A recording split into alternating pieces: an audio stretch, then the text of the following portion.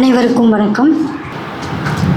இந்த புத்தகம் நான் வேரல் புத்தகம் என்னுடைய புத்தகம் பப்ளிஷ் பண்ண போகும் பொழுது தான் பார்த்தேன். தோழர் அந்த டிசைன் லேஅவுட் லார்க் பாஸ்கரன் தோழர் டிசைன் பண்ண ஆரம்பித்ததுலேருந்து அப்புறம் பார்த்தா அப்புறம் இவருடைய இஎம்எஸ் கலைவாணன் அவருடைய பெயர் பார்த்த உடனே நமக்கு அவருடைய அந்த பழைய கவிதை தொகுப்பு ஞாபகம் வந்தது. ஒரு சவரக்காரனின் கவிதை மையங்கள் அப்போ கேட்ட பொழுது இந்த புக்கம் சொன்னார். வந்த உடனே நான் இதுக்கு ஏதோ பரீட்சைக்கு படிக்கிற மாதிரி படிக்கிறத பார்த்த உடனே சொல்லிட்டாரு, நீங்கள் பேசுகிறீங்களான்னு கேட்டார். சரி கொடுங்க நான் பேசுகிறேன் அப்படின்னு சொல்லி தான் இந்த புத்தகத்தை படித்து வாசித்து உங்களிடம் இப்போது உரையாடுவதற்கான சந்தர்ப்பம் வந்திருக்கு. இந்த கதைகள் பற்றி பேசுவதற்கு எனக்கு ஒரு சிறப்பு தகுதி இருக்குது. என்ன சிறப்பு தகுதி அப்படின்னு கேட்டிங்கன்னா, என்னுடைய முதல் கவிதை தொகுப்பு முளையனும் தூரிகையில் முதல் கவிதைக்கு தலைப்பு என்னன்னா மயிரா போதல். அப்படி தான் நான் வந்தேன். அது ரொம்ப அப்படி ஒன்றும் ரொம்ப பெரிய அளவில் பேசப்படலை. அதற்கான மிகப்பெரிய அரசியல் இலக்கிய அரசியல்கள்லாம் உண்டு. தேகம் எங்கும் மயிர் முளைத்து மிடுக்காய் திரிகிறேன், அதுதான் முதல் வரி. அதனால் இதை பற்றி பேசக்கூடிய அந்த கூடுதல் தகுதி எனக்கு இருக்கிறதா நினைக்கிறேன். இதுவரைக்கும் எழுதின சிறுகதை எல்லாவற்றிலுமே கவிதைகள் எல்லாவற்றிலுமே என்னுடைய படைப்புகள்லாம் மயிர் கண்டிப்பாக வந்துடுது. அதனால் இந்த கதைகள் கொஞ்சம் மனதிற்கு நெருக்கமானவையாக நான் பார்க்குறேன். 2 பேர் பேசியிருக்காங்க, கரிகாலன் தோழரும் முனைவர் பாலசுப்ரமணியன் அவர்களும் பேசியிருக்காங்க. இது ஏன் இலக்கியமாகிறது, இலக்கியம் என்பது என்ன அப்படிங்கிறத பற்றியெல்லாம் கரிகாலன் தோழர் பேசினார். இந்த கதைகளை பற்றி ஒரு மிகப்பெரிய நம்ம கண்ணுக்கு முன்னாடி கொண்டு அப்படியே நிறுத்திட்டார் முனைவர் பாலசுப்ரமணியன் அவர்கள். இப்போ எனக்கு இந்த கதைகள் பற்றி பேசுவதற்கு என்ன இருக்குது அப்படின்னு கேட்டிங்கன்னா, ஒரு ஆண் தன் சுய பாதுகாப்பின்மையிலிருந்து எழுதியிருக்கிறார் இந்த கதைகள். இதை ஒரு கிளப் ஹவுஸ் காலத்தில், அதாவது கொரோனா காலத்தில் கிளப் ஹவுஸில் தான் நான் நிறைய பேச ஆரம்பித்து அப்புறமா தான் கவிதைகள் எழுதி இந்த மாதிரி எழுத வந்தேன். அப்போ பேசும் பொழுது நான் இதை திரும்ப சொல்லிக்கிட்டே இருந்தேன். ஒரு சுய பாதுகாப்பின்மை அப்படிங்கிறது என்னென்னா, ஆண்களுக்கு எப்போதுமே இருக்குது. இலக்கியவாதிகளாக இருக்கிற எல்லாருமே பார்த்திங்கன்னா, ஆண்களில் பெரும்பாலும் பார்த்திங்கன்னா ஒரு அழகியல் கோட்பாட்டை நிறுவி அந்த அழகியல் கோட்பாட்டுக்குள்ளே தான் இலக்கியம் இருக்கிறதா நம்ப வச்சுருக்காங்க. அதுதான் இருக்குது. பெண்கள் எழுத வரும் பொழுது, பெண்களின் புழங்கு வெளியை எழுத வரும் பொழுது அது இலக்கியம் இல்லை அப்படிங்கிறத அதனால தான் ஆண் இலக்கியவாதிகள் திரும்ப நிறுவிக்கிட்டே இருக்காங்க. இப்போ இந்த பிரதியானது அந்த சன்னிதானத்தில் இருக்கிற பீடத்தில் இருக்கிற ஆண் இலக்கியவாதிகளின் எழுத்திற்கு அப்படியே நேர் எதிரில் நிற்கிது. ஏறக்குறைய என்னன்னு பார்த்தீங்கன்னா, நானும் அவரும் ஒரே மாதிரியான எழுத்து வகையை சார்ந்தவர்களாக தான் இருக்கிறோம். அதனால் இதில் இருக்கக்கூடிய அவர் சொல்ல விரும்பின கருத்துக்கள் என்னவாக இருக்கும் அப்படிங்கிறத நான் பேசலாம். பொதுவாக ஒரு பிரதியை எடுக்கும்போது விமர்சனம் அப்படிங்கிற பேரில் நான் அடிச்சபடி சல்லியாக நொறுக்கிடுவேன். இது விமர்சன உரை கிடையாது. இந்த புத்தகத்திற்கு நான் வாழ்த்துரை வழங்க முடியாது. ஏனென்றால் வாழ்த்துரை வழங்கக்கூடிய புத்தகம் இல்லை இது.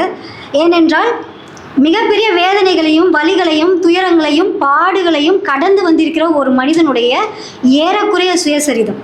ஒரு புதினத்தை எழுதி அங்கங்கே அக்கக்கா பிரித்து தலைப்புகள் கொடுத்து சிறுகதைகளாக மாற்றி இருக்கிறார். இது ஒரு ஜிக்ஸா பசில் மாதிரி இருக்குது. ஒரு குரோனாலஜிக்கலாக ஒரு ஆர்டர் படி வகைப்படுத்தி எழுதியிருந்தால் இது ஒரு சுயசரித நாவலாகத்தான் இருக்கும். அந்த விஷயத்தை ரொம்ப கிளவராக அவர் மாற்றி வந்துட்டுருக்கார். அதுதான் ஆக்சுவலாக என்னென்னா, ஒவ்வொரு இடத்தையும் நீங்கள் மாற்றி அலைன்மெண்ட் பண்ணிக்கிட்டே இருந்தீங்கன்னா அது உங்களுக்கு என்னென்னா நான்லீனியர் ஃபார்மேட் நாவல் மாதிரி இருக்கும். இப்போ நீங்கள் இதை படித்து முடித்த உடனே ஒரு படைப்பாளியை பிரதியின் வழியாக அறிந்து கொள்வதற்கான நிறைய வாய்ப்புகளை இந்த பிரதி கொடுத்துருக்கு. இப்போ ஒரு அப்பாவினுடைய தொலைதலும் மனைவியினுடைய தொலைதலும் இது என்ன அப்படின்னு பார்த்தீங்கன்னா, இதுதான் அந்த முதல் சுய பாதுகாப்பின்மை அப்படின்னு சொல்கிறோம். இப்போ வீட்டிற்கு ஒரு 2 ஆண்மகனாக இருக்கும் பொழுது ஒரு தலைமை பொறுப்பு இருக்கக்கூடிய ஒரு ஆண்மகன் பொறுப்பற்றவராக தான் இருக்கார். அவர் அப்பா அப்படிங்கிறவரு பொறுப்பற்றவராக இருக்கார். ஆனால் பொதுவெளியில் பார்க்கும் பொழுது அவர் மிகப்பெரிய மதிக்கப்படக்கூடிய நபராக இருக்கிறார். அதே சமயத்தில் என்னென்னா, எஸ்கேபிசம் அப்படின்னு ஒன்று சொல்லுவோம், தப்பி போகுதல் அப்படின்னு சொல்லுவோம். அவருடைய அப்பா வந்து எப்படி இருக்காருன்னா ஒரு நாவித குடியில் பிறந்தவராக இருக்கார். நான் முதல்ல ஒரு பொறுப்பு தரப்பு சொல்லிடுறேன். மற்ற இலக்கியவாதிகள் மாதிரி நான் வந்து மேலாக அப்படிலாம் நின்று பேசிட்டு போக மாட்டேன். மேபி சில சொற்கள் இதில் இருக்கக்கூடிய சொற்களோ இனம் ஜாதி குடி புணர்ச்சி குறித்த சொற்களோ அது அப்படியே நான் சொல்லுவேனா இருக்கும். அப்படி ஒரு வேளை சொல்லிட்டா நீங்கள் அது வந்து இதாக எடுத்துக்கக்கூடாது. ஏன்னா அது இந்த கதைக்கு தேவையாக இருக்குது. நானும் அப்படி எழுதுவதனால பேசுவதற்கும் நான் வெட்கப்பட போவதில்லை. கூச்சப்படுகிறவர்களுக்கு நான் முன்பே மன்னிப்பை சொல்லிவிடுகிறேன். சரிங்களா? ஸோ அதனால் வந்து அந்த அப்பாவுக்கு வந்து ஒரு இது இருக்குது, தாழ்வு மனப்பான்மை இருக்குது. ஒரு ஆணுக்கு எப்பொழுதுமே எப்படின்னு பார்த்தீங்கன்னா சக ஆண் எப்படி மதிக்கிறான் அப்படிங்கிற மாதிரி இருக்கும். டக்குன்னு ஆம்பளைங்க வந்து ஒருத்தர் சாருன்னு சொல்லுவாங்க. அதுக்கு ரீசன் என்னன்னா அவர் திருப்பி நம்மளை சாருன்னு சொல்கிறது தான். இதை வந்து ஆண்கள் வந்து எப்போதுமே செஞ்சுக்கிட்டே இருப்பாங்க. தன்னை மற்றவன் மதிக்கணும் அப்படிங்கிறதுல ஆண்களுக்கு வந்து எப்போதுமே வந்து ஒரு தேவை இருக்குது. அப்படி தான் சமூகம் அவனை வளர்த்து விட்டுருக்கு. இப்போ ஒரு ஒரு பர்டிகுலர் கம்யூனிட்டி பீப்புள் ஜாதியை சேர்ந்தவங்க இருக்காங்க அப்படின்னா அந்த ஜாதிக்குரியவர்கள் வந்து உயரத்தில் ஒரு ஆண்டைகளாக இருக்காங்க, ஜாதி இந்துக்களாக இருக்காங்கன்னா அந்த இடத்துல வண்ணா யார், பறையா யார், சக்லியன் யார், நாவிதன் யார் அப்படிங்கிறத அவங்க ஏவி விட்டு தான் கூப்பிடுவாங்க. இன்றைக்கி இது நடக்க தான் செய்யுது. ஸோ அப்படி ஏவி விட்டு கூப்பிடும் பொழுது நாம் இந்த தொழில் செய்கிறதுனால நம்ம வந்து குறைவாக இருக்கும் அப்படின்னு ஒரு ஆண் நினைக்கும் பொழுது அவர் தன்னை வந்து வேறு ஒரு பெரிய பிம்பமாக கட்டமைத்து கொள்ள விரும்புகிறார். அந்த கட்டமைத்தல் தான் ஒரு எஸ்கேபிசம், தப்பி போதலில் அவருடைய அப்பாவுடைய கதையில் நடக்குது. அப்படி நடக்கும் பொழுது தினமும் அன்றாட வாழ்க்கைக்கு அனுதின வாழ்க்கைக்கே கஷ்டப்படுகிற ஒரு குடும்பம் அவருடைய அந்த ஐடென்டி கிரைசிஸ் இருக்கு இல்லையா, தன்னுடைய சுய அடையாளத்தை தேடுகிறதுல வரக்கூடிய சிக்கல்கள் அதனால் பாதிக்கப்படுது. அதனால் அந்த மனிதன் பொறுப்பற்றவனாக போகிறான். அதுதான் ஆரிஜின். இந்த நாவலுடைய ஆரிஜினே அதுதான். ஸோ அப்படிப்பட்ட ஒரு மனிதன் பேருக்காவது வீட்டில் இருக்காமல் கொடுக்குற 2 ரூபா காசை கூட கொடுக்காம விட்டுட்டு ஓடி போகும் பொழுது அந்த சுமை அங்கே இருக்கிற அடுத்த ஆண்மகனின் மீது விழுகிறது. அந்த ஆண்மகன் வந்து இப்போ அவருக்கு ஒரு மிகப்பெரிய இன்னொரு கிரைசிஸ் வருது. என்ன கிரைசிஸ் அப்படின்னு கேட்டிங்கன்னா, அம்மா என்ன சொல்கிறாங்கன்னா, என்னை எல்லாரும் நாவிதம் முண்டாட்டின்னு கூப்பிட்டுட்டா. இப்போ நாவிதனோட மாமியாரும் கூப்பிடக்கூடாது, நாவிதனோட அம்மானும் கூப்பிடக்கூடாது. அப்போது என்னென்னா நான் வந்து சிறையாண்டியா அப்படின்னு ஒரு இது சிறப்பாணி அப்படின்னு சொல்லுவாங்க. இப்போ சிறப்பாண்டியோட ரிலேட்டடாக ஒரு பெண் வந்து அங்கீகாரத்தை வந்து ஏற்றுக்கொள்ள மறுக்கிறவளாக இருக்கிறாள். அப்படி அவள் மறுக்கிறவளாக இருக்கிற பட்சத்தினால அந்த குழந்தைகளையும் சமூகத்திற்கு உள்ளும் வெளியுமாக நகர்த்தி வளர்க்க வேண்டிய ஒரு கட்டாயம் அவங்களுக்கு வந்துடுது. அந்த கட்டாயத்தின் அடிப்படையில் ஒரு மனிதன் வளரும் பொழுது குடும்பம், சமூகம் இவை யாவும் புறத்திலிருந்து அவனுடைய அகத்திற்கு கொண்டு வருகிற அத்தனை சிக்கல்களும் தான் அவனுடைய ஆளுமைத்தன்மையை கட்டமைக்கிறது. இப்போ நான் நாவிதன் வேலை செய்யவா, இல்லை வந்து அதை விட்டுட்டு வேறு வேலைக்கு போகவா, படித்து என்னை டாக்டர் ஆகணும்னு எங்கள் அம்மா சொன்னா, எனக்கு படிப்பு வரல, படிக்க இந்த சமுதாயம் என்னை விடலை, நான் படித்த படிப்புக்கு கம்பவுண்டர் கூட ஆக முடியாது அப்படிங்கிற அந்த மனதின் குரலை எடுத்துக்கொள்வதா, அப்படிங்கிற அத்தனை சுய பாதுகாப்பின்மைகளையும் அவர் வந்து அங்கங்கே பேசிக்கிட்டே வரார். அதனால தான் இது புதினத்திற்கான கட்டமைப்பாக நான் இதை வந்து சொல்லுகிறேன். ஸோ இதில் இருக்கக்கூடிய பெண்களை பற்றி அவர் முனைவர் பாலசுப்ரமணியன் பேசியதைப் போல இந்த பெண்கள் வந்து எத்தகைய பெண்களாக இருக்காங்க அப்படின்னு நம்ம பார்க்கணும். ஒன்று, தன் குடும்பத்தில் இருக்கக்கூடிய இரத்த உறவான பெண்கள், அம்மா அக்கா, ஒன்று வீட்டு அக்கா தங்கச்சி, அந்த மாதிரி பெண்கள். அடுத்து வீட்டை விட்டு வெளியில் வரும் பொழுது அந்த தெருவில் இருக்கக்கூடிய பெண்கள். அதன் பிறகு அவர் பயணிக்கக்கூடிய வேலையின் காரணமாக அவர் பார்க்கக்கூடிய பெண்கள். இப்படி இத்தனை பெண்களையும் அவர் பார்க்கிறார். இப்போ இந்த தப்பி போதல் அப்படிங்கிறத பற்றி நம்ம பேசணும். நான் வந்து இந்த இடத்துல நான் சொன்னேன் இல்லைங்களா, அந்த கிளப் ஹவுஸ் காலத்துலேருந்தே நான் பேசும்பொழுது திரும்ப சொல்லிக்கொண்டே வந்தது என்னென்னா, அவர்னா சுவர்னா அப்படின்னு சொல்லுவாங்க. ஆக்சுவலாக இது மனுஸ்மிருதியினுடைய தாக்கம். ஆக்சுவலாக மனுஸ்மிருதியில் வந்து பார்த்திங்கன்னா 4 விதமான அந்த வர்ணங்களை அவங்க சொல்கிறாங்க. பிராமணா, சத்ரியா, வைஷ்யா, சூத்ரான்னு சொல்கிறாங்க. இவங்களெல்லாம் சுவர்னானோ அவர்னா அப்படிங்கும் பொழுது இந்த கட்டமைப்புக்குள்ளே வராதவங்களே அவங்க சொல்கிறாங்க. பெண்கள் இந்த மாதிரி இவங்க எல்லாத்துக்குமே அந்த கேட்டகரியில் வரும் பொழுது, அந்த அடுக்கு அதிகார முறையில் வரும் பொழுது மிருகங்களுக்கு மேலாக தான் வைக்கப்பட்டிருக்காங்க. எந்த இடத்துலையுமே ஒரு பிராமண பெண்ணையும் நீங்கள் வந்து இது பண்ண முடியாது. இந்த இடத்துல ஒரு சரித்திர நிகழ்ச்சியை வந்து நான் உங்களுக்கு சொல்ல விரும்புகிறேன். 1860 இந்திய வரலாறு மறந்து கூடாத ஒரு சம்பவம். ஏன்னா அவர் நிறைய இடங்களில் வந்து நாவிதனை நான் இது பிறந்துட்டதுனால இந்த மாதிரி ஆயிடுச்சு நாசுவக்குடி அப்படிங்கிற மாதிரி சொல்கிறாரு. ஒரு மிகப்பெரிய வரலாற்றை ஒரு சம்பவத்தை இந்த இந்தியா பார்த்தது 1860. அதை நிகழ்த்தியவர் ஒரு பெண். அவரும் வந்து ஒரு சூத்ரா, தொடக்கூடாது, தீண்டத்தகாத இடத்திலிருந்து வந்தவங்க. அவங்க வேறு யாருமே கிடையாது, சாவித்ரிபாய் பூலே. சாவித்ரிபாய் பூலே என்ன பண்ணாங்கன்னா, அந்த காலத்தில் மொட்டைப்பாட்டின்னு சொல்லி முடியை மழிப்பாங்க. எஸ்பெஷலி பிராமின் விமனுக்கு இது நடக்கும், இந்த கொடுமைகள். பூனேல ஒரு மிகப்பெரிய ஒரு போராட்டத்தை அறிவித்து செஞ்சாங்க. அதை அவங்களுக்கு சப்போர்ட் பண்ணவங்க எல்லாருமே பார்பர்ஸ். அப்படி ஒரு விஷயத்தை செஞ்சவங்க தான் சாவித்ரிபாய் பூலே. அதனால் என்னன்னா, இந்த குரல்கள் வந்து வரலாறு முழுவதிலும் பதியப்பட்டு கொண்டே தான் வருது. இதே சாவித்ரிபாய் பூலே இன்னொரு விஷயத்தையும் பண்ணாங்க. என்ன பண்ணினாங்க அப்படின்னு கேட்டிங்கன்னா, நான் அந்த பூனேல அவங்க இருந்த இடத்துக்கு நான் போயிருக்கேன். அந்த இடம் பார்த்திங்கன்னா இப்போவே வந்து ஒரு டவுன்ட்ராடன் ஏரியாவாக தான் இருக்கும். பூனேவுடைய அதிநவீன தொழில்நுட்ப வளர்ச்சி அடைந்த இடத்திற்கும் சாவித்ரிபாய் பூலேவும் ஜோதிபாய் பூலேவும் இருந்த இடத்திற்கும் வந்து ஒரு மிகப்பெரிய வேறுபாட்டை வந்து கண்கூடாக பார்க்க முடியும். அப்போ கிட்டத்தட்ட 150-200 ஆண்டுகளுக்கு முன்பு அது எப்படி இருந்திருக்கும்னு பார்த்துக்கோங்க. அந்த இடத்துல ஒரு வீடு, அந்த வீட்டில் அவங்க ஒரு விஷயத்த பண்ணுறாங்க. காசிபாய் அப்படின்னு சொல்லிட்டு ஒரு பெண் வந்து ஜோதிபாய் பூலேனுடைய தெரிந்த நண்பர் ஒரு வட்டாரத்தில் வேலை செய்கிறாங்க. அந்த பெண் யாருன்னு கேட்டிங்கன்னா ஒரு பிராமண விதவை பெண். அந்த பிராமண விதவை பெண் என்ன பண்ணுறாங்கன்னா, ஒரு செக்ஷுவல் கோவர்சன் வச்சுக்கோங்களேன், பாலியல் வற்புறுத்தல் அந்த மாதிரி விஷயத்தினால அவங்க வன்புணரப்படுகிறார்கள். ப்ரெக்னென்ட்டும் ஆயிடுறாங்க. அந்த குழந்தைய அந்த பர்டிகுலர் மேல்குடி ஆண் வந்து தன்னுடையது இல்லை அப்படின்னு கைவிடும் பொழுது அந்த பெண் என்ன பண்ணுறாங்க அப்படின்னு கேட்டிங்கன்னா, வேறு வழி இல்லாமல் அந்த குழந்தையை கொன்னுட்டு ஜெயிலுக்கு போக வேண்டிய கட்டாயம் வந்தது. இதை பார்த்த பொழுது சாவித்ரிபாய் பூலே அவங்களுக்காக ஒரு இடத்த வந்து நிர்மாணித்தாங்க. அந்த இடத்துல தான் இந்த பெண்கள் வந்து அன்வெட்டட் மதர்ஸாவோ இல்லை பிராமண பெண்கள் இந்த மாதிரி அன்கிளைம்டு சில்ட்ரன் இந்த மாதிரி இவங்களெல்லாம் ஏற்றுக்கிறதும் அவங்களுக்கான ரீஹாபிலிட்டேஷன் ஒர்க்கையும் செஞ்சாங்க. 1800களில் ஆரம்பித்த அந்த வேலை இன்னமும் முடியப்படலை அப்படிங்கிறது தான் சமூக அநீதியாக இருக்குது. அப்படிப்பட்ட ஒரு இடத்துல எந்த இடத்துல இருந்து நம்ம செயல்படுறோம் அப்படிங்கிறது வந்து தேவையாக இருக்குது. இந்த புத்தகம் அப்படிங்கிறது, இந்த பிரதி அப்படிங்கிறத வந்து ஒரு சோஷியல் ஆக்டிவிசமாக தான் என்னால் பார்க்க முடியும். ஏன்னா என்னால் என்ன சமூக நீதிக்காக செய்ய முடியுமோ அதை நான் இங்கே செய்ய வேண்டிய ஒரு சமூக கடமை இருக்குது.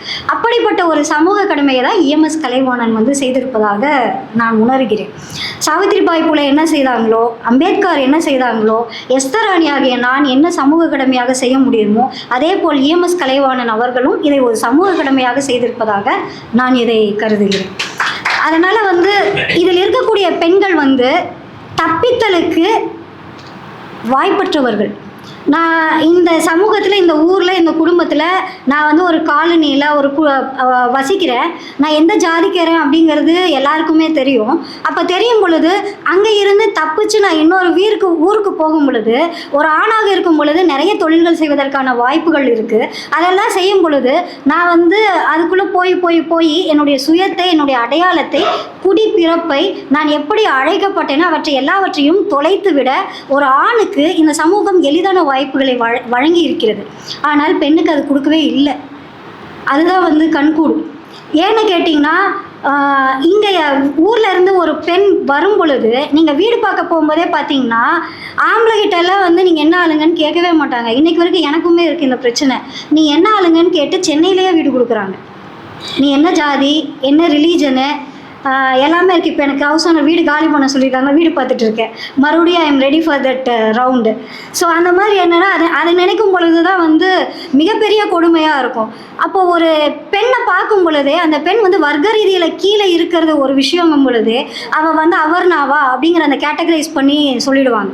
இதில் இந்த தாலி, அப்புறம் பொட்டு வைக்கிறது, பூ வைக்கிறது, பின் கொசுவம், சேலை, இதெல்லாம் வந்து மாற்றவே முடியறதில்லை. இதெல்லாம் சமூகம் எங்கள் மேலே கொடுத்த கட்டமைப்புகள். இந்த கட்டமைப்புகளை வச்சே நீங்கள் ஜாதியை சொல்லிடுறீங்க டப்புன்னு. மெட்டியில் என்ன இருக்குது, தாலியோட டிசைனை பார்த்து என்ன ஜாதின்னு சொல்லுது. இதெல்லாம் ஆம்பளைக்கு நடக்கிறதில்ல. குறைந்தபட்ச மரியாதை, அங்கீகாரமும் உங்களுக்கு இருக்குது, எங்களுக்கு அது கூட கிடையாது. அதனால தான் இந்த ஜாதி அடையாளங்கள் பெண்கள் மீது திணிக்கப்படும் பொழுது நாங்கள் அதை வெறுப்பதும், அதை எதிர்ப்பதும், அதை சுமக்க வேண்டாம் என்று சொல்லுவோம். சரிங்களா? ஸோ அதன் அடிப்படையில் தான் அந்த வழித்தும் பிடுங்கியும் அப்படிங்கிற அந்த கதையில் வந்து அந்த பெண் என்ன சொல்கிறாங்கன்னா, ஒரு பெண்ணை இந்த நம்ம மனுஸ்மிருதியினுடைய அந்த அடுக்கதிகார முறையை பார்த்துட்டே வந்தோம். அதில் பெண்ணை வந்து அவங்க எப்படி நிறுத்தி வைக்கிறாங்கன்னா, உயர்குடி பெண்ணையும் ஒடுக்கப்பட்ட பெண்ணையும் அப்படியே வந்து ஷார்ப்பாக கொண்டு வந்து நிறுத்துறாங்க. ஏன்னா இங்கே பெண்ணுக்கு சுய அடையாளம் கிடையாது, அவளுக்கு என்ற அங்கீகாரம் கிடையாது. அவள் ஆணின் கீழ் தான் இருக்கா, அந்த ஆணின் கீழே தான் இருக்கா அப்படிங்கிறத இந்த புத்தகம் தெளிவாக வந்து சொல்லுது. ஜென்ரலி என்ன அப்படின்னு பார்த்தீங்கன்னா, ஒரு சேயிங் இருக்குது, ஜிட்டு கிருஷ்ணமூர்த்தி சொல்லுவார், Indian men are using their wife as sleeping pills அப்படின்னு சொல்லுவார். இந்திய ஆண்கள் வந்து தங்களுடைய மனைவியை வந்து தூக்க மாத்திரையாக பயன்படுத்திக்கிறாங்க அப்படிங்கிறது. அப்படி தான் வந்து எதுக்காக அது வந்து ஒரு கூறாக தான் நான் பார்ப்பேன். ஆனால் ஒரு ஆணுக்கு புணர்ச்சி ஏன் தேவைப்படுகிறது அப்படின்னா அதுக்கு நிறைய விஷயங்கள் இருக்குது, நிறைய காரணங்கள் இருக்குது. இந்த நிறைய காரணங்களில் ஒரு காரணம் என்ன அப்படின்னு கேட்டிங்கன்னா, ஒரு ஒரு ரெக்ரியேஷனல் பர்பஸ். இப்போ நான் சின்ன வயசில் வந்து புத்தகங்களை படிக்கும் பொழுது என்ன சொல்லுவாங்கன்னா, வர்க்க ரீதியாக பின்புலத்தில் கீழே ரொம்ப இருக்கக்கூடியவங்க பார்த்திங்கன்னா நிறைய குழந்தைங்க இருக்குது அப்படின்னு சொல்லுவாங்க. இதை வந்து சயின்ஸு சோஷியல் ஸ்டடீஸ் எல்லாமே எப்படி சொல்லித்தரும்னா, அவங்களுக்கு ரெக்ரியேஷனல் ஆக்டிவிட்டீஸ் கிடையாது. அதனால் இந்த விளிம்பு நிலை மக்கள் வந்து repeatedly they go and do the sex, கலவி புரிந்து கொண்டே இருப்பாங்க, பிறப்பு கட்டுப்பாடு சாதனங்களை எல்லாம் பயன்படுத்த மாட்டாங்க, அதனால் வந்து குழந்தைகள் நிறைய அப்படின்னு பிறந்துட்டே இருக்கும் அப்படிங்கிறத அந்த மக்கள் தொகை பெருக்கத்தில் சொல்லுவாங்க. எனக்கு அதெல்லாம் சின்ன பிள்ளையிலேருந்து படிக்கும் பொழுதே ஒரு மிகப்பெரிய ஆச்சரியமான ஒரு கருத்தாக இருக்கும். ஏன்னா இந்த புத்தகத்தில் எழுதினவர்கள் ஆம்பளை தானே, அதை தானே சோசியல் இது ஆந்த்ரோபாலஜிஸ்ட் எல்லோரும் ஆம்பளை தானே, இப்போ தானே நாங்கள் எழுத வரோம் பேச வரோம், இந்த மேடையில் நான் ஒருத்தி தானே பேசுகிறேன், யோசிச்சு பாருங்கள். அதனால் வந்து என்னென்னா இதற்கு ஒரு காரணம் இருக்குது. ஒரு ஆணுக்கு எப்பொழுதுமே அதிகாரத்தின் மீதான ஒரு பற்றுதல் இருக்குது. அவன் எங்கேயாவது எங்கெல்லாம் சான்ஸ் கிடைக்குதோ அவன் வந்து தன்னுடைய அதிகாரத்தை வந்து நிலைப்படுத்திக்கிட்டே இருக்கணும். அப்போ இந்த அடுக்கதிகார முறையில் வரும் பொழுது ஒரு ஆண், ஒரு பிராமண ஆண் வந்து சத்திரிய பெண்ணை கல்யாணம் பண்ணிக்கலாம் அப்படிங்கிற மாதிரி இருக்குது. சத்திரிய ஆண் வந்து வைசிய பெண்ணை வந்து என்ன வேணால் பண்ணிக்கலாம், அதே மாதிரி வைசிய ஆண் வந்து சூத்திர பெண்ணை என்ன வேணால் பண்ணிக்கலான்னு ஒரு சிஸ்டமை வந்து கிரியேட் பண்ணி பண்ணி பண்ணி இங்கே சமூக அநீதியாக கட்டமைக்கப்பட்டிருக்கு. அப்போது ஒரு சூத்திர ஆணுக்கு யார் கிடைப்பாங்க அப்படின்னு கேட்டிங்கன்னா, வர்க்க ரீதியாக ஒடுக்கப்பட்ட பெண்களும் சூத்திர பெண்களும் தான் கிடைப்பாங்க. நீங்கள் அங்கே தான் கை வைப்பீங்க, மேலே இருக்க பொண்ணுகிட்ட போய் நீங்கள் கை வைக்க முடியாது. அதை இந்த பிரதி ஆவணப்படுத்தியிருக்கு. சரிங்களா? இப்போது ரோட்டில் வந்து ஒரு பொண்ணு நிற்கிறா அப்படின்னா இந்த லாரியில் அவர் போகும் பொழுது சொல்லுவார், அவளை வந்து நிறைய பெண்கள் வந்து என்ன பண்ணுவாங்கன்னா, இந்த கதை வந்து எப்படி சொல்லுதுன்னா, இப்போ நான் வந்து இங்கே வந்து ஒரு பெண் இலக்கியவாதியாக கவிஞராக இங்கே நிற்கிறேன், எனக்கு ரொம்ப காசு கஷ்டமாக இருக்குது அப்படின்னு சொல்லி நான் இங்கே கேட்டேன்னா, இங்கேருந்து யாராவது எனக்கு உதவி செய்யக்கூடும் பொதுவெளியில் சமூக ஊடகங்கள்லேருந்து. ஆனால் என் மேலே ஒரு மாசு சொல்லுவாங்க. என்ன சொல்லுவாங்கன்னா, அவள் போயிருப்பா, அவளுக்கு ஏதோ அப்படின்னு சொல்லி ஈஸியாக சொல்லுவாங்க. ஆனால் இங்கே ஒரு ஆண் நின்று அதை கை நீட்டி கேட்டால் அவனுக்கு யார் வேணாலும் கொடுத்துருவாங்க. அந்த ஆம்பளை அவகிட்ட போயிட்டான்னு சொல்கிறதில்லை. இது இலக்கியவாதியாக இருக்கவங்களுக்கே நினைது. இலக்கியவாதின்னு நான் ஏன் இங்கே சொல்கிறேன்னா, this is so called elite and intellectual society. அதில் இருக்கக்கூடிய ஆட்களாக ஒரு நம்ம பார்க்குறோம். இது இங்கே தான் இப்படி தான் நடக்குது. அப்போது லாரிக்கு முன்னாடி ஒரு ஆம்பளை கை நீட்டி ஏறிக்கிறான் அப்படின்னா அந்த ஆம்பளை நீங்கள் குனிய வைக்க போகிறதில்ல. ஆனால் ஒரு பொம்பளை ஏறினானா அவன் குனிஞ்சு தான் ஆகணும். அதை இந்த கதை சொல்லுது. டேவிட் தானே சார் அவர், டேவிட் அப்படின்னு சொல்லிட்டு ஒரு லாரி டிரைவர், அவர் கிளீனராக போகும் பொழுது ஸ்டியரிங்க்கு கீழே உட்கார வச்சு அவருடைய ஆண்குறியை சப்பை கொடுக்குறாரு. ஸோ இது வந்து இதை எப்படி எடுத்துக்கொள்வது? இப்படிப்பட்ட ஆண்கள் இருக்கும் பொழுது தான் இதைத்தான் ஆணாதிக்கமாக நாங்கள் வந்து பேசுகிறோம். இந்த ஆணாதிக்கத்தை தான் நாங்கள் உடைக்கவும் விரும்புகிறோம். எல்லா ஆண்களையுமே நாங்கள் குறை சொல்லதில்லை. யூ ஜஸ்ட் இமேஜின், ஒரு கிளீனரோ இல்லை பக்கத்தில் ஏதோ ஆண்கள்லாம் உட்காந்துட்டு இருக்கும் பொழுது ஒரு ஆண் லஜ்ஜையே இல்லாமல் அவனுடைய ஆண்குறியை வெளியே எடுத்து கொடுத்து ஒரு பெண்ணை கீழே ஸ்டீரிங் கீழே உட்கார வச்சு சப்புடி அப்படின்னு சொல்கிறத இன்னைக்கும் இங்கே நடந்து கொண்டு இருக்கிறது என்றால், பெண்கள் இந்த பாலியல் பிரச்சனைகளிலிருந்து எப்படி தப்பித்து போக முடியும்? இங்கே எங்கே சமூக நீதி இருக்குது? எனக்கு இதுக்கு தெரியல ஆக்சுவலாக. அதே நேரத்தில் அவர் வந்து நிறைய கேள்விகளில் வந்து தன்னுடைய உள்மனதினுடைய எண்ணங்களையுமே அவர் வந்து சொல்கிறார். விழுப்புரம் பஸ் ஸ்டாண்டில் வந்து மற்றவளுங்க அப்படின்னு சொல்லி மென்ஷன் பண்ணுறாரு. இந்த மற்றவளுங்க அப்படிங்கிறது வந்து திருநங்கைகளை குறிக்கக்கூடிய ஒரு சொல்லாக இருக்குது. இந்த திருநங்கைகளை குறிக்கும் பொழுது உறுப்பு மாற்று அறுவை சிகிச்சை செய்து கொள்ளாத திருநங்கைகளாக நம்ம பார்க்க வேண்டியதாக இருக்குது. அவளுக்குள்ளது எனக்கு உள்ளதை விட 2 அடி 3 அடி 2 மடங்கு 3 மடங்கு கீழே கருப்பாக வலிச்சுக்கின்னு தொங்குது. ஆனால் இங்கே அவர் சொல்வது என்ன அப்படின்னா ஆசன வாய் புணர்ச்சியையும் வாய்வழி புணர்ச்சியையும் தான் சொல்கிறார். Oral sex and anal sex. அது சொல்லும் பொழுது அவர் வந்து ஒரு விஷயத்தையும் சொல்கிறாரு. அவளுங்கள்ட்ட ரொம்ப பெரிய இன்பம் வேணும்னா அவளுங்கள்ட்ட தான் போகணும் அப்படின்னு சொல்லி சொன்னார். உண்மையாகவே சொல்கிறேன், பாலின சமத்துவத்திற்காக எழுத வந்த எனக்கு ஒரு கூர் ஆணையை எடுத்து நீ இதயத்தில் குத்தியதை போல இருந்தது.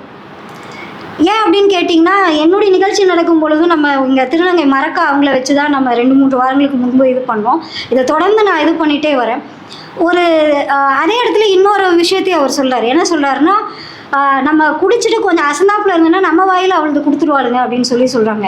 அப்போ இதைத்தான் நான் சொல்ல வரேன். இந்த சிக்கல் வந்து நான் யாரையுமே இங்கே வந்து இந்த படைப்பாளியமும் இதற்குள்ளே வைத்து அவர் அப்படிப்பட்டவர் தான் அப்படின்னு நான் குற்றம் குறை சாட்ட விரும்பலை. இந்த படைப்பாளியை இந்த சமூகம் இந்த குடும்பம் வளர்த்துருக்கு. அவர் தன்னை ஒப்பு கொடுத்து சக ஆண்களை சமூகத்தில் இருக்கக்கூடிய மனிதர்களை வந்து அவர் காட்சி பிம்பப்படுத்துகிறார். அதனால் அந்த படைப்பாளியை இங்கே வந்து தயவு செஞ்சு அவர் தான் அப்படி தானே குற்றப்படுத்திடாதீங்க. நான் அந்த நோக்கில் பேசவே இல்லை. ஸோ அப்போ என்ன அப்படின்னு பார்க்கும் பொழுது அந்த இடத்துல ஒரு ஆணுக்கு எப்படி இருக்குன்னா, நான் உன்னை பண்ணுறேன்டி ஆனால் நீ என்னை திரும்பி பண்ணக்கூடாது அப்படிங்கிற அந்த ஒரு எண்ணம் இருக்கு இல்லையா? அப்புறம் இந்த இடத்துல வந்து அந்த புணர்ச்சியில் எப்படி ஒரு சமநிலையை நீங்கள் உண்டாக்க முடியும்? உண்டாக்கவே முடியாது. அந்த இடத்த தான் அது ரொம்ப கிளியராக சொல்லுது. ஒரு ஆணுக்கு அந்த செக்ஸ் அப்படின்னு சொல்லும் பொழுது நம்ம சொல்கிறோம்ல, இன்பம் அப்படிங்கிறது அது உச்சகட்டம். ஆண் வந்து எரெக்ஷன்லேருந்து எஜாக்குலேஷன் வந்த உடனே அப்பா மிகப்பெரிய இன்பம், ஐ ஜஸ்ட் டிட் இட் அப்படிங்கிற அந்த இது. பெண்ணுக்கு வந்து ஐ டிட் அ ஸ்டிமுலேஷன், அந்த இது வந்துச்சு, அந்த பொண்ணுக்கு ஒரு ஆர்காசம் வந்துச்சு, உச்சகட்டம் வந்துச்சு அப்படிங்கிற அந்த இடத்த அது வந்து முடிஞ்சிடுச்சு அப்படிங்கிற அந்த இடம்லாம் இல்லை. அது that is not sex. Actually செக்ஸுக்கு வந்து நிறைய டைமென்ஷன்ஸ் இருக்குது, நிறைய பரிமாணங்கள் இருக்குது. அந்த பரிமாணத்தில் ஒரு கூறு தான் என்ன அப்படின்னா, நான் இன்னைக்கு வந்து எவ்வளையாவது ஒருத்தையை அனுபவிக்கணும், அது யாராக வேணாலும் இருக்கட்டும், ஏன் முன்னாடி ஒருத்தி குனியணும், அதன் வழியாக நான் என் ஆண்மையை நிரூபித்துக் கொள்ளணும். இது வந்து ஒரு அதிகார புணர்ச்சி. இந்த அதிகார புணர்ச்சி நிறைய இடங்களில் நடக்கும். எஸ்பெஷலி ஃபார் தி இன்டெலிஜென்ட் விமனை வந்து நிறைய ஒரு கொஞ்சம் அந்த ஆணுக்கு வந்து ஒரு பெரிய சிக்கலான எண்ணம் இருக்கும். அவள் வந்து ரொம்ப பெரிய அழகியாக இருக்க வேண்டிய அவசியம்லாம் கிடையாது. ஆக்சுவலாக எல்லா ஆண்கள்கிட்டையுமே வந்து பொதுவாக என்னென்னா, ஒரு பெண்ணை புணர்ந்து விட்டால் அவளை மேற்கொண்டு விட்டதாக, தன்னுடைய அதிகாரத்தை செலுத்தி விட்டதாக, அவள் தன் காலிற்கு கீழ் இருப்பதாக ஒரு ஆண் கண்டிப்பாக நினைக்கிறான். இது அந்த அடிக்கதிகார முறை இருக்கு இல்லையா, மனுஸ்மிருதியை நான் ஏன் வெறுக்கிறேன், நான் ஏன் அது இந்த சமூகத்தில் பிடித்த ஒரு மிகப்பெரிய சனியனாக நான் ஏன் கருதுகிறேன் அப்படின்னா இதன் அடிப்படையில் இருந்து தான் பாலியல் விஷயங்களை பற்றியோ புணர்ச்சியை பற்றியோ பாலின சமத்துவத்தை பற்றியோ நான் எழுதவும் பேசவும் தீர்மானத்தையே எடுத்துக்கொண்டேன். அதனால் இந்த பிரதி என்பது அதற்கு எதிரான ஒரு குரலாக தான் வந்து நான் நிறுத்துகிறேன். இதனால தான் எலைட் அண்ட் இன்டலெக்சுவல்னு சொல்லக்கூடிய இலக்கியவாதிகளும் புராணத்தை கையில் எடுத்துக்கொள்கிறவர்களும் மதத்தை வந்து போற்றுகிறவர்களும் இந்த பிரதியை சீண்ட மாட்டார்கள். இந்த பிரதி சுக்குநூறாக உடைக்கப்பட வேண்டும். இந்த பிரதியை எழுதிய படைப்பாளி சுக்குநூறாக உடைக்கப்பட வேண்டும். அப்பொழுது தான் இந்த சமூகத்தில் மாற்றம் வரும். இப்போது நாங்களாம் அதை சப்போர்ட் பண்ணி ஆதரவு கொடுத்து பேச இது ஒரு விதத்தில் ஒரு சேல்ஸ் நடக்கலாம், இல்லை வந்து பேசலாம், ஒரு விருது கொடுக்கலாம், அவர் ஒரு படைப்பாளியாக கருதலாம். ஆனால் அது அல்ல. நான் எழுதும் பொழுதே அப்படி தான் சொல்வேன். நான் எழுதும் பொழுது அதை என்னன்னா, அந்த பிம்ப கட்டமைப்புகளை அது உடைக்கணும், கேள்விகளை எழுப்பணும், ஒரு மிகப்பெரிய விவாதம் இங்கே நடக்கணும். இதெல்லாம் நடந்தால் மட்டும்தான் அந்த பிரதி சமூகத்திலே ஒரு நீங்காத இடத்தை வந்து பிடிக்கக்கூடியதாக அமையும். அதற்கு வந்து EMS கலைவாணன் வந்து தயாராகிக்கணும். ஏன்னா நாங்கள் வந்து உங்களை பேம்பர் பண்ணிவிட்டு உங்களை முதுகை தட்டி கொடுத்துட்டு போனோம்னா அது அப்படி கிடையாது. ஏன்னா இதை நான் விமர்சன உரையாக பேசினேன்னா நானே சுக்குநூறாக உடச்சி தூக்கி போடுவேன். ஆனால் இதை நான் இங்கே செய்ய விரும்பலை, சரிங்களா? ஏன்னா நான் பேசுகிறேன் அப்படின்னாலே என்னை பற்றி அவருக்கு யாரும் சொல்லலை, ஐயோ அந்த பிள்ளை உடச்சி போட்டுருந்தா எல்லாத்தையும் அப்படின்னு சொல்லியிருந்திருப்பாங்க. இந்த இடத்துல வர இந்த பெண்களில் 2 விதமான பெண்களில் ஒரு பெண்ணை மட்டும் அவர் சொல்கிறார். என்னன்னா, வேறு வழியே இல்லாமல் ஒரு பாலியல் தொழிலுக்குள்ள ஒரு ஆண்கிட்ட தன்னை ஒப்படைக்கிற பெண். சரிங்களா? இப்போ அவர் சொன்னார்ல, சொட்டையாக இருக்கான், அவன் வந்து பெரிய பர்சனாலிட்டி கிடையாது. பட் என்னென்னா அவன்கிட்ட ஒரு பொண்ணு போகிறா அப்படின்னா, ஏன்னா எங்களுக்கு எப்படி தோணுன்னா, ஒருத்தர் அதிகாரத்தில் இருக்கா அப்படிங்கும் பொழுது நான் 10 பேர்கிட்ட போகிறதுக்கு நான் ஒருத்தன்ட்ட போயிட்டேன்னா கொஞ்சம் சேஃபாக இருந்துப்பேன்ல. அதுதான் இப்போது இங்கே இருக்கிறதுல இது எல்லாமே மிருகங்கள் விலங்குகள்கிட்டலாம் பார்த்தீங்கன்னா உங்களால் இது பண்ண முடியும். அதாவது நான் ஒரு கூஜா கிட்ட போகணுன்னா 10 கூஜாட்ட போகணும். ஒரு ராஜா கிட்ட போகணும், ஒரே ஒரு ராஜா கிட்ட போயிடலாம். அவன் என்னை ராணியாக வச்சுக்கிறானோ வப்பாட்டியாக வச்சுக்கிறானோ இல்லை எப்படி வேணாலும் வச்சுக்கிட்டோம். ஆனால் என்னென்னா எனக்கு அங்கே ஒரு பாதுகாப்பு வருது இல்லை. அந்த பாதுகாப்பில் தான் இத்தனை பெண்களுமே வந்து அந்த ஸ்ட்ரீட் ஈட்டர்ஸ்னு சொல்லுவோம். லைக் தெருவில் நின்று கூப்பிடக்கூடிய அந்த பெண்கள். இந்த பெண்கள் இருந்து ஆரம்பித்து நிஷாக்கா வந்து பார்த்திங்கன்னா, நிஷாக்கா வந்து ஒரு ஒளிப்பதிவாளர். அந்த கேமராக்கு பின்னாடி நிற்கிற ஒருத்தர்கிட்ட போயிட்டு இது பண்ணுவாங்க, வாயை காரி துப்பிட்டு வருவாங்க. Again it is talking about this ஃபெலாஷியோன்னு சொல்லுவோம் மெடிக்கல் டெர்மினாலஜியில், ஓரல் செக்ஸ், அதை பற்றி பேசுது. ஸோ இந்த மாதிரி விஷயங்களை வந்து இது தொடர்ந்து பேசிக்கொண்டே இருக்குது. ஆனால் ஒரே ஒரு இடத்துல மட்டும் அவர் வந்து சொல்கிறார், ரதிமீனா ட்ராவல்ஸில் நம்ம வந்து பஸ்ஸில் க்ளீனராக போகும் பொழுது அது எப்படி இருக்கும் அப்படின்னு கேட்டிங்கன்னா, ஒரு பெண்ணுக்கு வந்து மசை பிடிக்கும் அப்படின்னு சொல்லுவாங்க. மசை அப்படிங்கிறது வந்து எங்கள் ஊர்லேயுமே நாங்கள் மசைன்னு சொல்லுவோம், அவங்க ஊர் பக்கமும் மசைன்னு சொல்லுவாங்க போல். மசை அப்படிங்கிறது வந்து நிறைய பேருக்கு தெரியாமல் இருக்கலாம். மசைங்கிறது நத்திங் பட் என்னென்னா காம வெறி பிடித்த பெண். மசை ஏறின பொண்ணு அப்படிங்கும்போது அவள் மூடில் இருக்கா அப்படிங்கிறோம்ல, அந்த மூடான பொண்ணு, அந்த பொண்ணு தான் அவர் மசை பிடிச்ச பொண்ணுங்கிறாரு. மசை பிடிச்ச பொண்ணுக்கு வந்து she cannot control her self. அவன் முன்னாடி போயிட்டு நம்மளுடைய உடம்பு காமிச்சோம்னா வந்து படிஞ்சிருவா அப்படின்னு ஒரு இடத்த வந்து குறிப்பிடுகிறார். அப்போ அந்த இது வந்து அப்போ இந்த இடத்துல ஒரு பெண்ணுக்கு புணர்ச்சிக்கான தேவை என்ன? அந்த பெண் வந்து ஒரு டூரிஸ்ட் பஸ்ஸில், ரதிமீனா ட்ராவல்ஸ் மாதிரியான ஒரு பஸ்ஸில் வரானா, ஒரு டூரிஸ்ட்டாக வரும்பொழுது வீட்டில் இருக்க எல்லாத்தையும் கீழே அனுப்பி விட்டுட்டு பின்னாடி சேரில் போய் அவள் படுத்துக்கிறா அப்படிங்கும் பொழுது, அப்போ அந்த பெண் வந்து எந்த இடத்துல அவளை வந்து இந்த டெக்கில் நம்ம அங்கே வைக்க முடியும் அப்படின்னா, அவளுக்கு வந்து ஒரு ஃபினான்ஷியலாக அவள் எங்கேயோ ஒரு செக்யூர்டாக இருக்கான்னு வச்சுக்கலாம். இல்லை வந்து ஜாதி அடுக்குமுறையிலேயே அவள் எங்கேயோ நிற்கிறா, ஏதோ ஒரு இடத்துல ஸ்டேபிளான இடத்துல இருக்கா அப்படிங்கிறதையும் நம்ம வச்சுக்கலாம். ஆனாலும் அவளுக்கு ஏன் அது தேவைப்படுகிறது, ஏன் தேவைப்படும் அப்படிங்கிறதுக்கு நான் உங்களுக்கு ஒரு காரணம் சொல்கிறேன். நீங்கள் வந்து மசை பிடிச்ச பொண்ணாக இருக்கணும் அப்படிங்கிற ஒரு அவசியம் கிடையாது. ஒரு ஆம்பளை வந்து மசில்ஸ் எல்லாம் காமிச்சு அவனை காமிக்கணுங்கிறதெல்லாம் கிடையாது. ஆக்சுவலி இது காமசூத்ராவிலையும் இருக்குது. ஆனால் ஆண்கள் ரொம்ப வசதியாக அதை மறந்துடுவீங்க. அது என்ன அப்படின்னு கேட்டிங்கன்னா, நான் என் கணவரோடு போகும்பொழுது என் கணவரை பழி வாங்கணுன்னா அது வந்து ரிவெஞ்ச் செக்ஸ்ன்னு ஒன்று இருக்குது, சரிங்களா? அவனை வெளியே அனுப்பிட்டு நான் இன்னொருத்தங்க கூட படுக்கிறேன் பாரு அப்படிங்கிறது, சரிங்களா? அது நிறைய ஆண்களுக்கு தெரியாது, நான் சொல்கிறேன். ஆக்சுவலாக நிறைய இடங்களில் வந்து இந்த காமக்கதைகளில் இந்த இதில் எல்லாம் பார்த்திங்கன்னா சொல்லிக்கிட்டே இருப்பாங்க, அவள் வந்து அவ்வளோ பெரிய ஐஏஎஸோட ஒய்ஃபு, அவள் வந்து அவ்வளோ பெரிய பணக்காரி, செவத்து தோலுக்காரி, ஐயரிட்டு பொண்ணு, நார்த் இந்தியா ஜெயின் பொண்ணு, அந்த மாதிரிலாம் ஏதோ நிறைய பெண்ணுக்கு நிறைய அடையாளம் அங்கங்கள் இது எல்லாமே கொடுத்துட்டு அவன்கிட்ட இல்லாத எங்கிட்ட இருக்குது அப்படின்னு சொல்லி வந்து பேசுவா. உங்கள் ஆண்களுடைய ஈகோவை நான் இங்கே உடச்சிக்கிறேன். It is not that. என்னன்னா, ஒரு ஆணினுடைய அதிகாரத்தை தூக்கி எறிஞ்சிட்டு இன்னொன்று ஆணினுடைய அதிகாரத்தை நாங்கள் ஏற்றுக்கோம். அந்த செக்ஸுக்கு அப்படி ஒரு டைமென்ஷனும் இருக்குது, சரிங்களா? ஸோ இவ்வளோ நான் பேசிகிட்டே இருப்பேன். So it is time to stop. But before that I have only one request. ஒரு வேண்டுகோள் வந்து அவர்கிட்ட, இந்த படைப்பாளிகிட்ட எனக்கு இருக்குது. அதற்கான காரணத்தையும் நான் வந்து முன்மொழிந்து விடுகிறேன். என்ன ரெக்வெஸ்ட் அப்படின்னு கேட்டிங்கன்னா, இப்போ யூடியூப்லலாம் பார்த்தீங்கன்னா வந்து ஒரு நிறைய பேர் இருக்காங்க, டாக்டரில் ஆரம்பித்து, அதாவது வெனிரல் டிசீசஸ் அப்படின்னு சொல்லிட்டு நம்ம இதை பார்ப்போம். தோல் நோயில் இருக்கிறவங்க தான் ஃபஸ்ட்டு வந்து, ஏன்னா ஆணுடைய இது இருக்கு இல்லைங்களா, ஆண்குறியில் வந்து வரும்பொழுது அது தோல் சம்மந்தப்பட்டதாக தெரியும். அப்போ அந்த காலத்தில் வந்து வெனிராலஜிஸ்ட்டுன்னு சொல்லுவோம். இதில் வந்து ஸ்கின் டெர்மட்டாலஜியில் தோல் நோய் இது பண்ணவங்கள அந்த வெனிராலஜின்னு படிப்பாங்க. இப்போ வீடின்னு பார்த்துருப்பீங்க நிறைய போர்ட்ஸில். இப்போ இவங்கெல்லாம் வந்து ட்ரீட் பண்ணாங்க. சிஃபிலிஸ் எல்லாம் நிறைய பேரை கொண்டிருக்கு. மிகப்பெரிய ஆளுமைகளை, இலக்கிய ஆளுமைகளை, அரசர்களை, நிறைய பேரை உலகளாவிய அளவில் கொண்டிருக்கு. அப்போ அந்த இடத்துலலாம் இது ட்ரீட் பண்ணின டாக்டர் எல்லாமே வந்து பாட்டி வயசில் இருக்கிற நடிகையை இவன் அவன்கிட்ட போனா, அவன் இவன்கிட்ட போனான்னு கதை பேசிக்கிட்டு இருக்காங்க.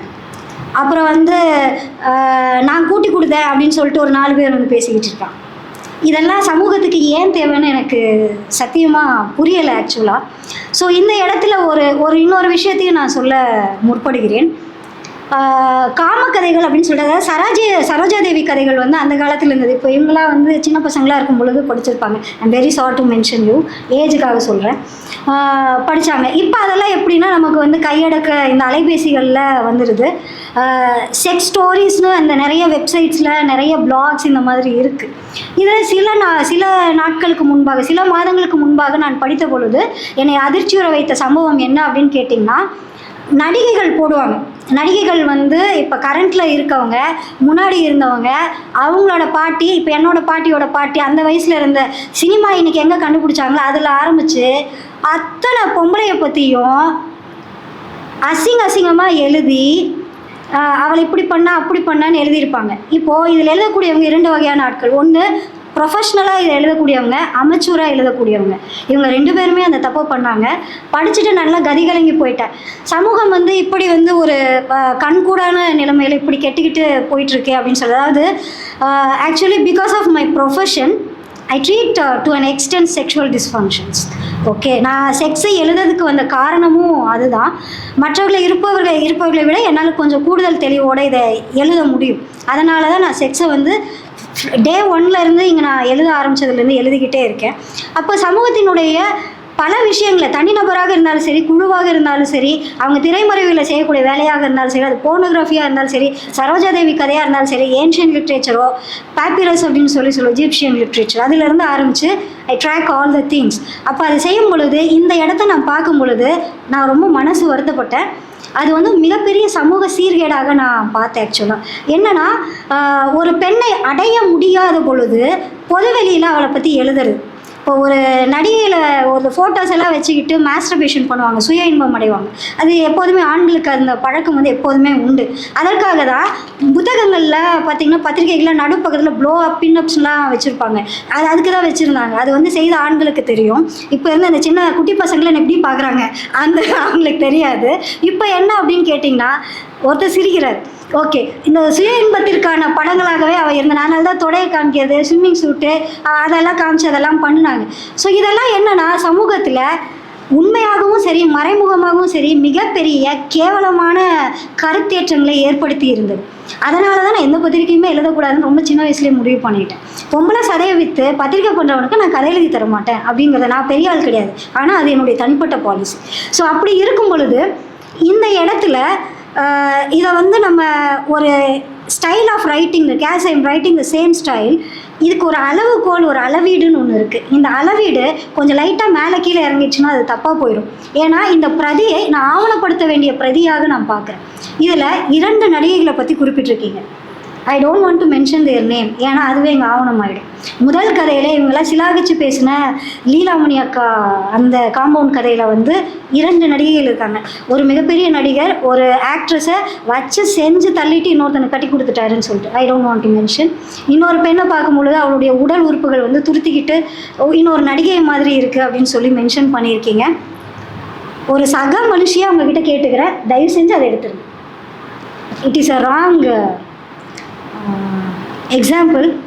ஏன்னா முற்போக்கு பிற்போக்குன்னு நம்ம இவர் பேசினார், பாலசுப்ரமணியன் பேசினார், அது மொழியில் அல்ல, கருத்தேற்றங்களிலும் கருதுகோள்களிலும் கற்பிதங்களிலும் தான் நிற்குது. அதனால் அதை மட்டும் தயவு செஞ்சு மென்ஷன் பண்ணாதீங்க. ஒருவேளை அந்த பெண் என்னுடைய அம்மாவாக இருந்தால் நான் இங்கே நின்று இதை பேசுவேனா? செத்துப்போன அந்த பெண்ணுக்கு ஏன் நான் அதை கொடுக்கணும்? ஏன்னா விருப்பப்பட்டு நான் போகலை. இன்றைக்கி என்னை ஒருத்தன் கையை பிடிச்சி இழுக்கிறான்னா, அவன் நல்லா இருக்கா, அவன் மசில் காமிக்கிறான் அப்படிங்கிறதுக்காக நான் போய் அவன்கிட்ட படுக்கலை. எனக்கு வந்து அடிமட்டத்தில் ஒரு பெண் வந்து லாரி முன்னாடி கை போட்டு ஏறி ஒரு சவக்குழியில் இறங்கி உங்கள்கிட்ட படுக்கிறான்னா அவளுக்கு அங்கே ஒரு தேவை இருக்குது. அதே மாதிரி ஒரு நடிகையாக இருக்கக்கூடிய பெண், ஒரு அரசியல்வாதியாக இருக்கக்கூடிய பெண், ஒரு பிஸ்னஸ் கிளாஸில் இருக்கக்கூடிய ஒரு பெண், மிகப்பெரிய சமூக அந்தஸ்தில் இருக்கக்கூடிய பெண் உங்கள்கிட்ட படுக்கிறா அப்படின்னா எப்பொழுதும் விருப்பப்பட்டவள் படுக்கிறவளாக இல்லை. அவள் சமூகத்தினுடைய அநீதியினால் உங்கள்கிட்ட படுக்கிறவளாக இருக்கா. அவள் மேலே நீங்கள் காரி துப்புறீங்க, சாணி அடிக்கிறீங்க, மலை அடிக்கிறீங்க, உங்களை ஆண்குறியினால் மூத்திரம் அடிக்கிறீர்கள். இதை தயவு செய்து நிறுத்திடுங்க. அது வேண்டாம். we are unable to bear with that. அதனால் இந்த கோரிக்கையை நான் உங்ககிட்ட விடுக்கிறேன். ரெண்டாவது என்னென்னா, ஜப்பானில் வந்து 4ஆம் நம்பரு 9ஆம் நம்பர்லாம் வந்து வச்சுருக்க மாட்டாங்க. ஃப்ளோர்லேயே பார்த்தீங்கன்னா லிஃப்ட்டில் 4, 9லாம் இருக்காது. அந்த மாதிரி இதில் 15ஆம் நம்பர் கதையை காணும், நடுவில் ஒரு நம்பரையே காணும். அது எங்கன்னு தெரியல ஆக்சுவலாக. தயவுசெய்து அப்படி ஒரு கதை இருந்ததுன்னா கொடுத்தீங்கன்னா அதையும் சேர்த்து படிப்போம். நான் இதை சரியாக பேசியிருக்கேன் அப்படின்னு நான் நம்புகிறேன். இங்கே பேசிய பெண்களில் ஒரே பெண்ணாக நான் இருக்கேன். இந்த கருத்து, கலைவாணனுடைய கருத்து உடைக்கப்பட வேண்டும் அப்படின்னு தான் நான் விரும்புகிறேன். அதுதான் பல விஷயங்களை, அதனால தான் நான் இதையுமே உடைச்சி பேசியிருக்கேன். இன்னுமே பேச சொன்னால் நான் 1/2 மணி நேரம் ஒன்றா உடைச்சி பேசுவேன். But I don't want to do that. ஏன்னா நிறைய பேர் பேச காத்திருக்காங்க, என்னை திட்டுவாங்க. இதை கேட்ட அனைவருக்கும் ஒரே ஒரு கவிதை மட்டும் சொல்லிடுறேன். சாத்தானின் காரில் இருக்க வேரல் போட்டது தான். என் மனசு போன திசையில் தலை மயிரை போய் பார்க்க சொன்னேன். தலை மயிறு திரும்பி வந்து சொல்லிச்சு, மனசு எங்கடா இருக்குது, எல்லாம் மயிராக போச்சு. அதனால் யாரும் உங்கள் மனசை மயிராக போக விட்டுறாதீங்க. இந்த சமூகத்தையும் மயிராக போக விட்டுறாதீங்க. மனசை மனசாகவும் மயிராகவும் பார்க்கக்கூடிய ஒரு சமூகத்தை கட்டமைக்க ஒரு நாள் ஒன்றை நாம் உருவாக்கணும் அப்படின்னு சொல்லி அனைவரிடமிருந்து விடைபெறுகிறேன். நன்றி, வணக்கம்.